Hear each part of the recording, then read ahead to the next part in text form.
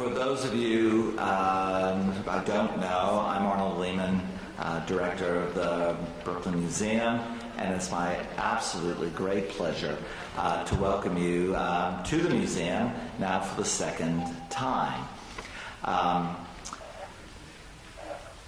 Emily, are you going to?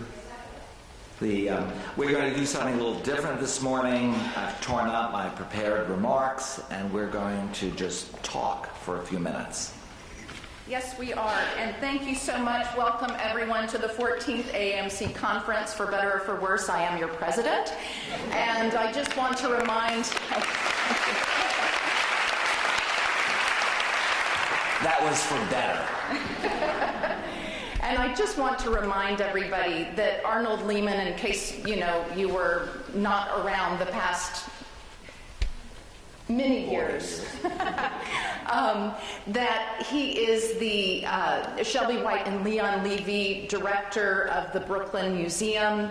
He has been here since 1997, and I think most of us would describe his tenure here as transformative. Before that, he spent 2 decades almost 2 decades at the Baltimore Museum of Art, and also taught at Johns Hopkins. And I know it's early in the morning, and I know curators are not always at their best in the morning, so there are going to be a lot of hisses and boos, but I'm going to throw out a total softball question just to get the ball rolling so we can move forward. And actually, before we were here, before we started, we had a very interesting conversation, and I hope that that will come up in the course of our discussion, but I'm just going to ask the first question, which is, that's a lot of experience. Since 1997 here at Brooklyn, and then 20 years or almost 20 at Baltimore. So, softball. The one thing you are most proud of in the 40 years, and the one thing that you would do differently had you have had the chance.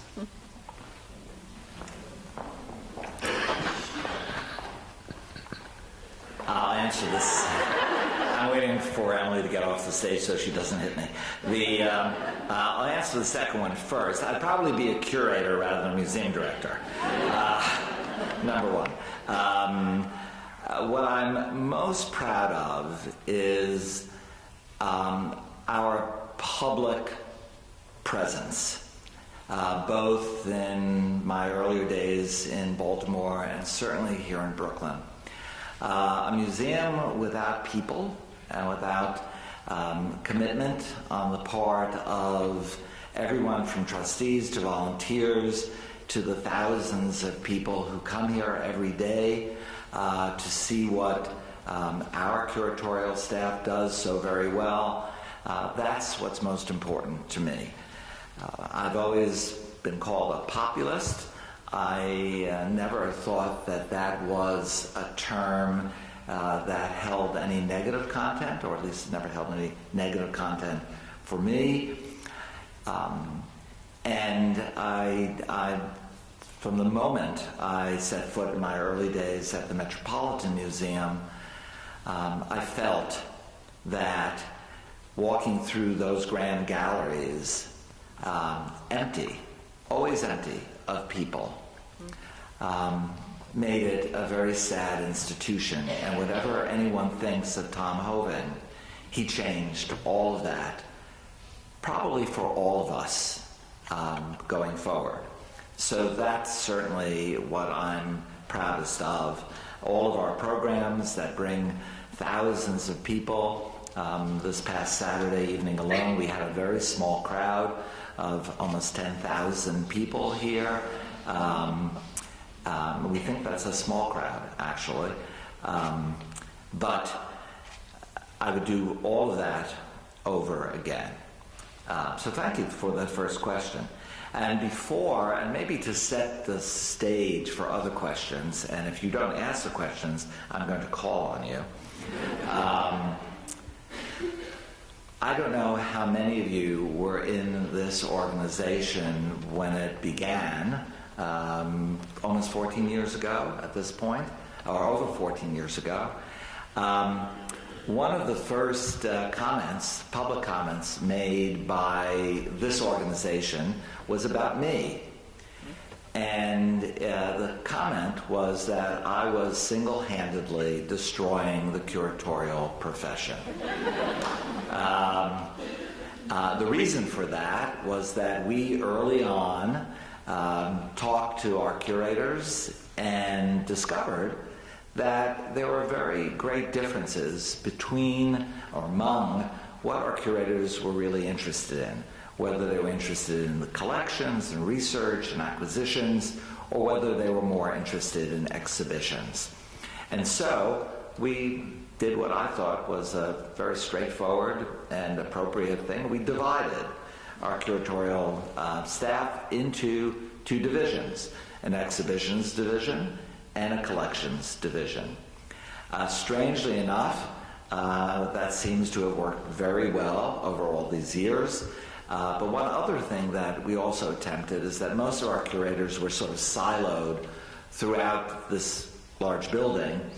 And we didn't always succeed, but we attempted to bring curators together so that instead of just over lunch or passing in the hallways, they could actually talk to one another. And that has succeeded, I think, amazingly well. I'm very proud of our curators here at the Brooklyn Museum.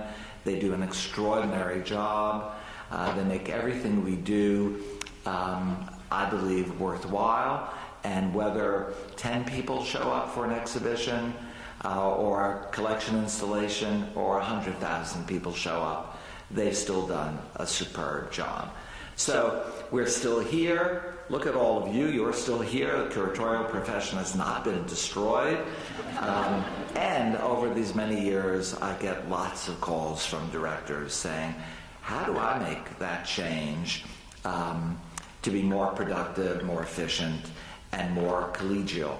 And those are the three things that I think have really taken place. So clearing that aside,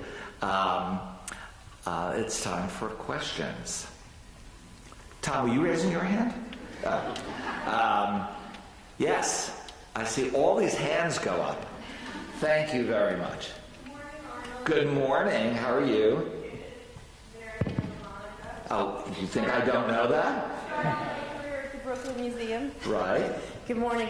I have a question. Now that I'm working at the Bard Graduate Center and I see so much interest in fashion history, I wonder if you could talk about fashion history. If you can talk about the hard decision you made to relocate the Brooklyn Museum's collections to the Met. Thank you, Marian. It was an extraordinarily difficult decision, but it was, again, a very practical one. As many of you know, we had a collection numbering somewhere in the 75,000 objects in our costume collection, which began at the very beginning of the 20th century, and with a great, particularly great focus on American design, and even greater focus during the two wars when fashion relocated to the United States, primarily to New York, with the help of once a great department store family, A&S. We became the center of one of the centers of the fashion industry, where we created a design lab, and designers from all over came here, looked at fabrics, and so on. Again, as you all know, I don't know if there are any conservators in the room, but maintaining a costume collection is probably the most difficult and expensive collection to maintain properly. We never had enough room, we never had enough staff, both on the curatorial side and the conservation side, to deal with these objects. We did many exhibitions over the years, which we're very proud of, but it seemed very clear that we were no longer able to appropriately care for and use that great collection. So it became more of a burden than it did an asset. the great Mellon Foundation, who always seems to step in just at the right moment, said that they would provide a very large grant for us over a 4-year period, an enormous grant over a 4-year period, to analyze the collection. We moved it off-site into much larger quarters. We hired, I think, up to 14 people, again over 4 years, to analyze, to conserve, modestly conserve, and to photograph and document every object.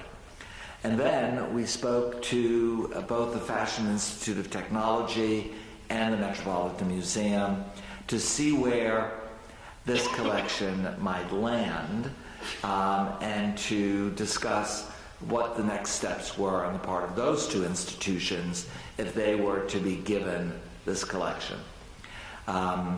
It landed at the Met because we thought their resources were much greater. Their commitment to costumes and fashion was superb, and the relationship we developed in this, not exactly collection sharing, but in a broader sense, collection sharing project, was that we had access to that collection forever afterwards.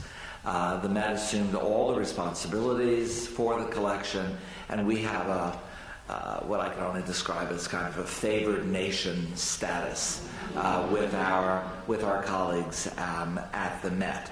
And best of all, as many of you I'm sure know from being at the numerous exhibitions in which our collections have been featured, primarily in the last couple of years, Charles James. The collection is known as the Brooklyn Museum Costume Collection at the Metropolitan Museum. So our donors are happy, our trustees are happy, the Met is happy, and the merger was actually incredibly appropriate. Our collection was strongest up through the end of the Second World War, and the Met's collection, they started collecting much later, was strongest from the Second World War to the present. So now they have the encyclopedic collection of costumes in the world. They're very proud of that, and I think that perhaps prompted them a little bit to move forward with this transaction. So it was the best possible museum-to-museum project that I know of in my many years. And thank you for that question. Yes? I'm curious about your exhibition planning process and how you try to perhaps strike a balance between shows with popular appeal or populist appeal and scholarly shows that contribute to the knowledge of Yeah, maybe you would repeat that. Why don't you repeat it? It was my question was about the exhibition planning process and kind of trying to strike a balance between shows that have a popular or populist appeal and shows that are scholarly and contribute to the history of art. Thank you. Where are you from? I'm from the Montclair Art Museum in New Jersey. Thank you. It's a terrific question.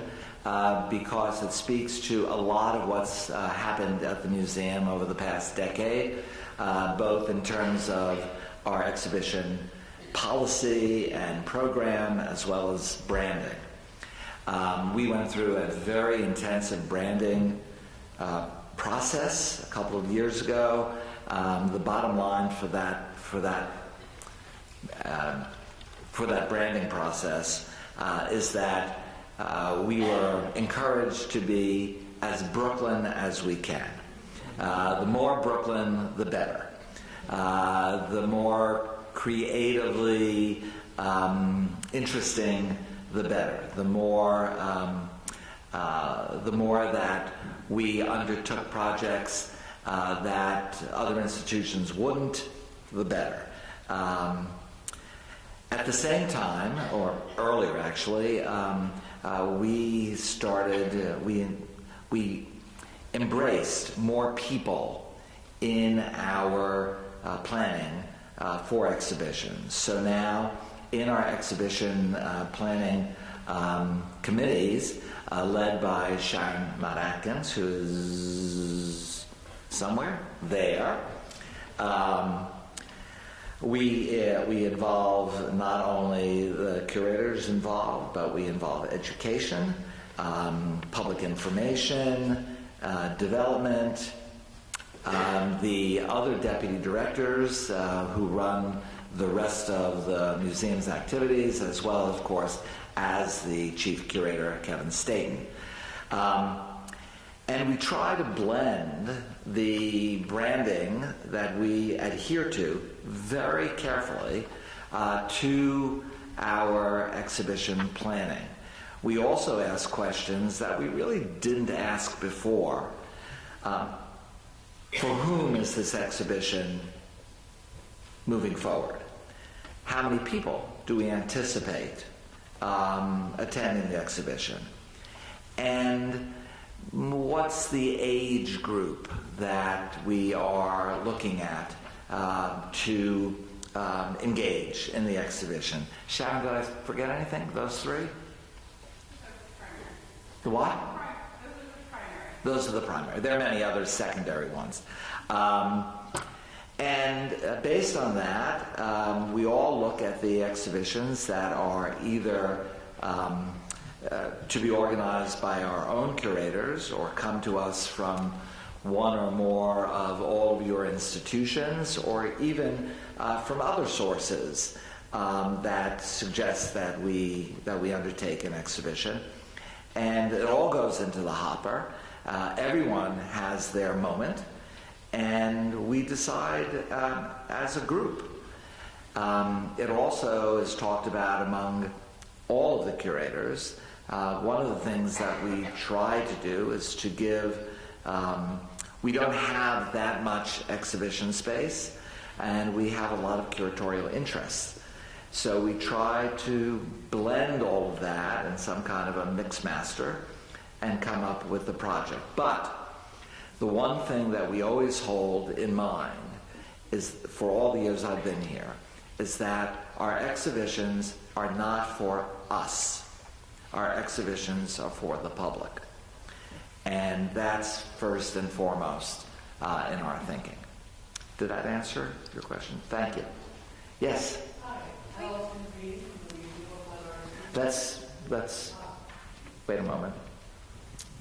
Meredith is doing a lot of running around here. Good morning. Allison Green from the MFA Houston.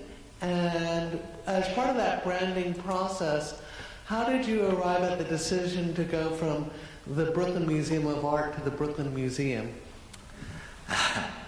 Well, first of all, you know, for an eternity, we were the Brooklyn Museum. We were actually called, and still are called by many people, the Brooklyn, which I don't quite understand, but it sort of rings well. And for just before I arrived, about 2 years before I arrived, for some reason, and it had nothing to do with branding because we weren't even talking about branding then, the trustees decided to change the name to the Brooklyn Museum of Art, giving the art sort of more emphasis. And indeed, when they were talking to me about coming here, I sort of was all for it because I didn't have to change monograms of my towels or anything. It was the Baltimore Museum of Art, the Brooklyn Museum of Art, you know, BMA and all my ties. And then we looked at it again and we decided, in this one instance, to go backwards. And the Brooklyn Museum had been the Brooklyn Museum for 150 years. No, it had been the Brooklyn Institute first. And we simply thought it just made sense to go back to that. There was no deep analysis. I also thought it was simpler and more to the point, and more people. And everyone called us the Brooklyn Museum. No one called us the Brooklyn Museum of Art. So I don't know if that's an answer, but those are the actual circumstances. Yes? Meredith?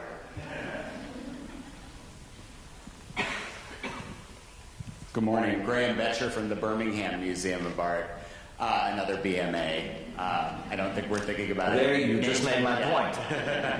Right. We don't use our initials, though. Yes. Good idea. Right. The Brooklyn Museum has long had, I think it's safe to say, the reputation as being the leader in community responsiveness, in keeping an eye on its community, responding to the changing demographics of the community around it, and finding ways of not just reaching out, but bringing in that community and making it a part of what the museum does. To such an extent, I think just last month, Brooklyn was the subject of a parody on the hyperallergic website that you were going to be commemorating White Male History Month. Correct. Which I think if you're, fodder for parody like that, you're doing something right. I'm wondering if you could talk a little bit about how you've developed this reputation and maybe what some of the challenges might have been along the way in terms of dealing with not just one community, but many different communities. Thank you. I want to start my answer to that question to say that much of that is due to generations of educators here at the Brooklyn Museum. Even in the very dim days in Brooklyn from the end of the Korean War through to the probably end of the 80s, when the economy was, there was no economy, and Brooklyn was the center of crime, and it was not a good situation. And we had a very small audience. Our educators were always out there, as they had been since that department started before the turn of the 20th century. They made a commitment to these communities. They followed through on them. They were our advocates, our spokespeople, our delegates. They knew the community, and they maintained those relationships. I'm really sorry to say that, in general, the museum did not do a very good job, but education was the key to maintaining that community involvement in the museum. And this goes way back beyond any of us, I hope, in this room. In the beginning of the 20th century, there wasn't a moment when the museum wasn't doing the kinds of things that brought in the public in large numbers, from Isadora Duncan dancing in the court where you just had breakfast, to Native American meetings here, on and on. Brooklyn has always been a community of immigrants. It's pretty much just the color that's changed. When I arrived, knowing what this community was all about, and spent days and days just driving through Brooklyn, which is an education, I felt that we had to change the direction of our, to change our direction. I don't want to elaborate on that. We spent years appealing to Manhattanites. We wanted an audience filled with Manhattan people. We wanted all those rich people in Manhattan to come here. And we did a lot to create an environment of being a somewhat smaller metropolitan museum. Still great exhibitions, but the tone, the direction, and the goal was very different. As many of you probably know, that didn't work. It's hard to compete with the Met. And even if all of us joined forces It would be hard to compete with the Met. And it should be that way. I mean, it's an extraordinary institution. And I said, we're going to forget about Manhattan. Brooklyn has 2.5 million people, and we're going to serve those communities. We developed a stronger community service department, stronger government relations department to reach out to our government representatives, and we started to not use Black History Month and forget about the rest of the year, which has been one of the problems, and one of the reasons that we're now mimicked by things like we are doing White Male History Month, and we just embraced this community and did exhibition after exhibition of African American artists, of women artists. We started the Sackler Center for Feminist Art. And instead of paying lip service to what, unfortunately, too many institutions do, I'm noted for years and years and years for telling my colleagues at AAMD that they should stop reading everything they're reading and read the census. The census is the most important book for a museum director to read, and it's probably not a bad read for most of you as well. This country is changing, and changing in very dynamic, very positive ways, and that's something that we all need to embrace. When I'm looking out at you here, I see just about as many people of color, curators of color, as I see at AAMD. Maybe a few more. And that has to change, because if it doesn't change, eventually everyone in this room is going to be looking for a new job. And that's a serious problem. Because museums, either figuratively or actually, will be out of business. We just can't sustain where most of us continue to go. So thank you for that intro to my bully pulpit speech. And one more. Oh, Emily wants me.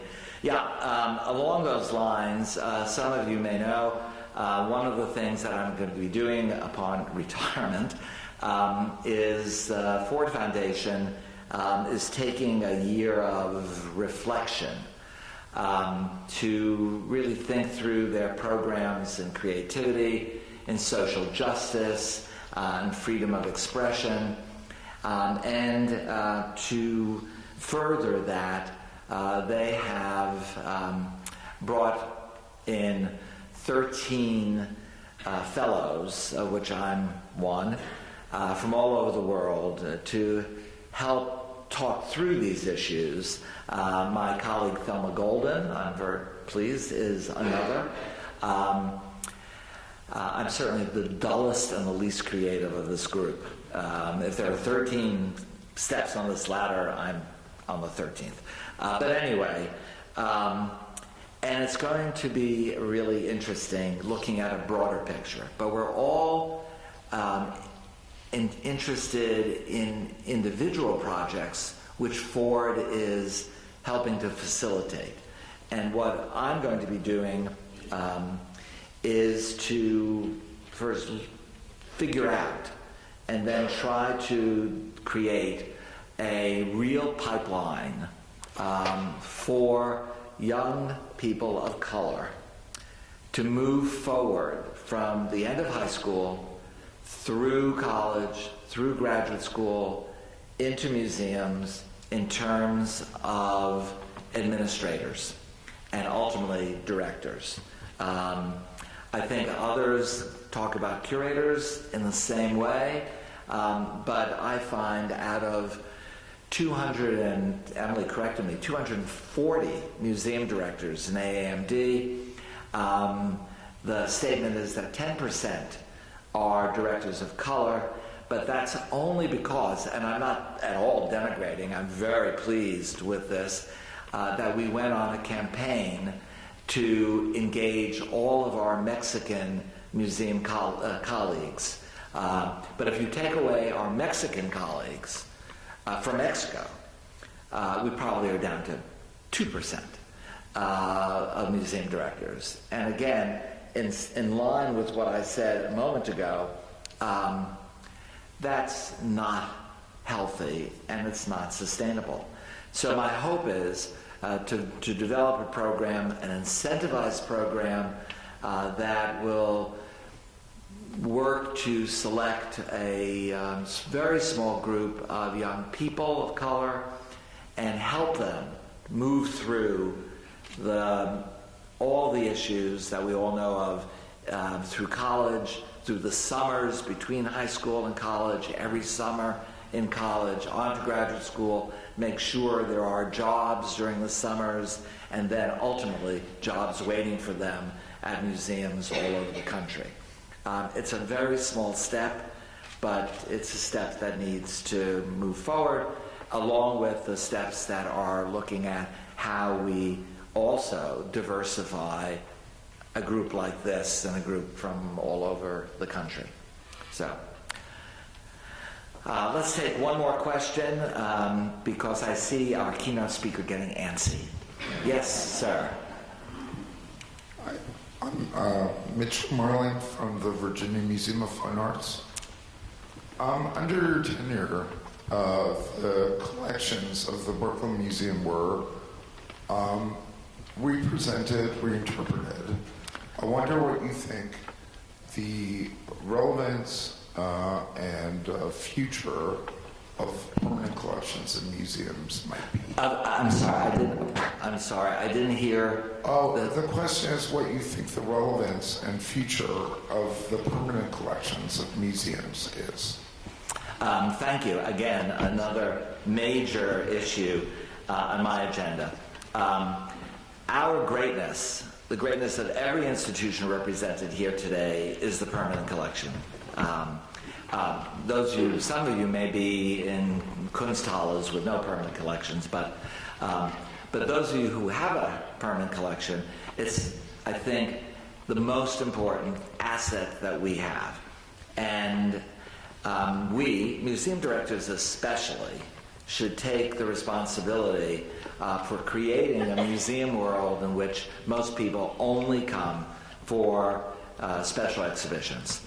And they may wander into permanent collections from time to time.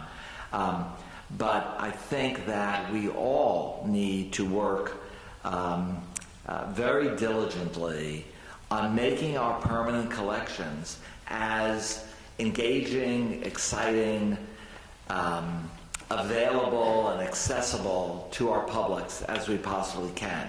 I remember very early on, Terry Carbone is in this room somewhere. Terry. Where's Terry? Terry. Oh, I called out Terry and she's not here. Where is she? Okay, so I'm going to talk about her. We, in our American collections, we did pretty much what everyone did. We showed our material certainly chronologically and hierarchically. All paintings, all the time. Knowing full well, of course, that we have one of the great collections of decorative arts in this country and other related collections. Terry will remember that I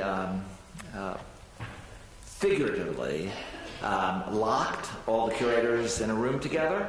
Anyone who had a portfolio that dealt with American art in one way or another, from Native American to whatever, and said there must be a better way.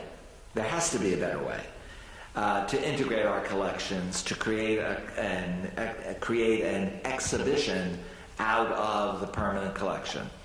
And under Terry's leadership, that happened, and we developed American identities with an emphasis on multiple identities that incorporated everything from Native American work to contemporary art in our American galleries.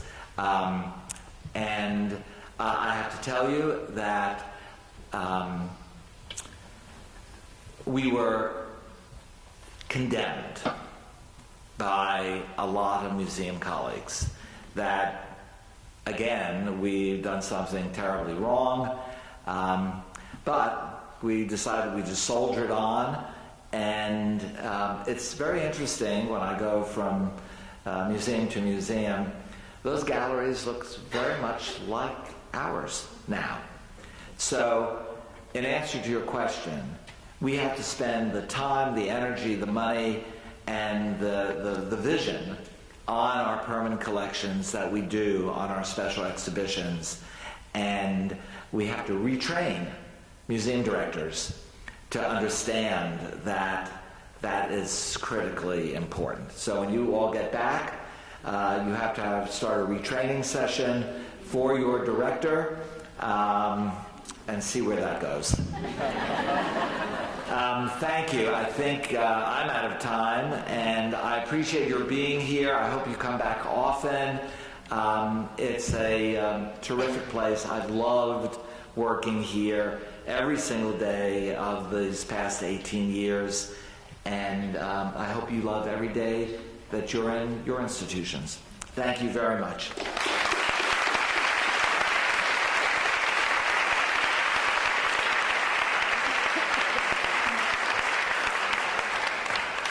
To express our congratulations to Arnold Lehman and his 40 years as a museum leader, I'd like to ask everyone to stand up and applaud him as he's leaving the room.